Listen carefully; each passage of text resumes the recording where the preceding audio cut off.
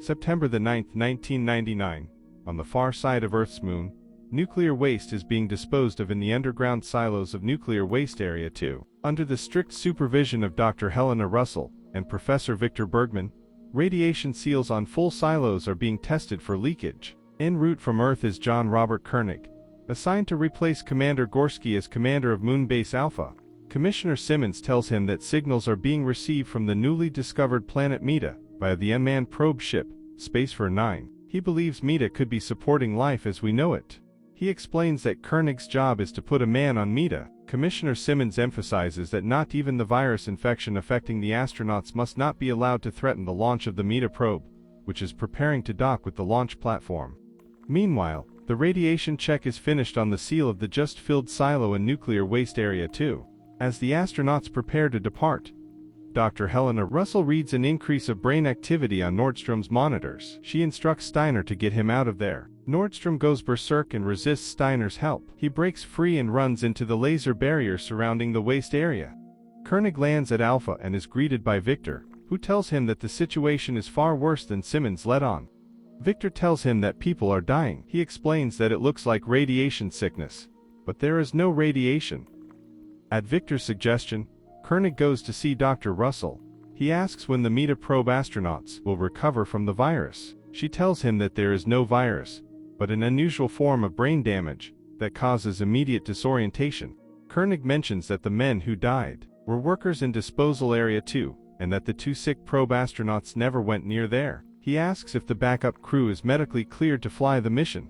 She tells him that, because of the sudden nature of the illness and the unknown factors, she cannot guarantee that they won't be affected 3 days or 3 months into deep space. Koenig returns to his office where he receives a call from Commissioner Simmons. He makes a deal with Simmons to stop sending nuclear waste until he can figure out what is going on, and asks why he was lied to about the virus. Simmons tells him that they had to avoid any hint of failure, or else funding for their mission would be cut off.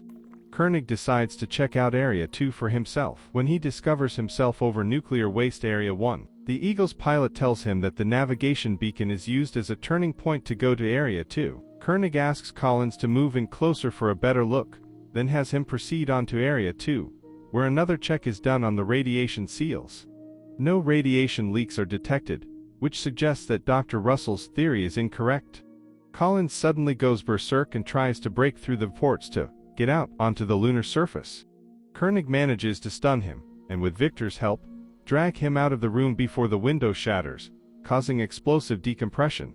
Back at Alpha, Koenig has Benjamin McCross reference the flights of Collins against those of the sick astronauts for any correlation, then informs Alan Carter that he is canceling the Meta probe launch until he can find out why the two astronauts died. Ma finds the connection. It's navigation beacon Delta in Nuclear Waste Area 1.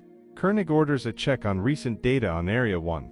Sandra reports a steep rise in heat, but still no radiation. They bring it up on the big screen, in time to see the cameras knocked out by lightning. Koenig takes an Eagle out to Area 1 to monitor the situation. There is a magnetic surge that knocks out his onboard instruments, causing his Eagle to crash as the whole area explodes. Rescue Eagles are dispatched to return him to Alpha.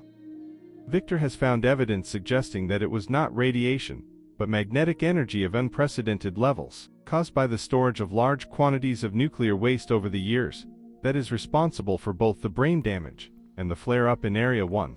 His major concern now is that the same thing could happen in Area 2, which contains 140 times the amount of nuclear waste of Area 1. Unwilling to send anyone else out under those circumstances, Koenig orders a remote-controlled Eagle be sent to Area 2 to monitor the magnetic levels. As Paul is landing the Eagle, a magnetic surge causes it to crash. Koenig has Paul contact Simmons using emergency code Alpha 1. Unable to reach Koenig, Simmons comes to Alpha to find out what the emergency is. Koenig explains, and after a brief discussion with Victor, they decide to distribute the mass of the nuclear waste of Area 2 over a larger area to decrease the risk of it going up like Area 1. All of Alpha's Eagles are fitted with winches and begin dispersing the nuclear waste. The heat levels even out, but the magnetic field continues to fluctuate, which worries Victor. Simmons, believing that the situation is under control, wants to issue a communique to that effect, but Koenig thinks it's too early to declare success. while men are still out risking their lives to avert disaster. It's still a race against the clock. Time runs out, as Paul announces, "Commander, it's going up." Koenig immediately has Paul recall all Eagles. The nuclear waste area begins to explode in a chain reaction that acts like a giant rocket motor, pushing the moon out of Earth's orbit. The inhabitants of Moonbase Alpha are thrown by the violent forces, tearing their moon free from Earth's grip. Then pinned down by the tremendous G-forces as it pulls away. They are unable to move, held down by the force of gravity, now magnified to several times that of Earth's. Alan Carter sees this from orbit and informs them of their situation. Koenig struggles to crawl to the communication console to let him know that they are all right. As the acceleration of the moon slows, the base's artificial gravity compensates. Carter returns to Alpha, as they consult the master computer to calculate the possibility of returning to Earth. Unable to compensate for the variables of constantly changing G-forces, due to the moon's movement away from Earth and its unknown trajectory, all of the computer's data relating to Operation Exodus is inapplicable. The computer's verdict: human decision required. All eyes turn to the commander. John Koenig addresses the base. He tells them that they are cut off from planet Earth. He explains that they have power, environment, and, therefore, the possibility of survival. Considering their lack of travel plots and full resources, he believes that any attempt to return to Earth would fail, bearing the full weight of the survival of everyone under his command. It is his conclusion that they do not try. A news broadcast is picked up, telling of the repercussions of the moon's voyage away from Earth. The signal is lost, and Koenig orders Paul to scan all frequencies for any broadcast.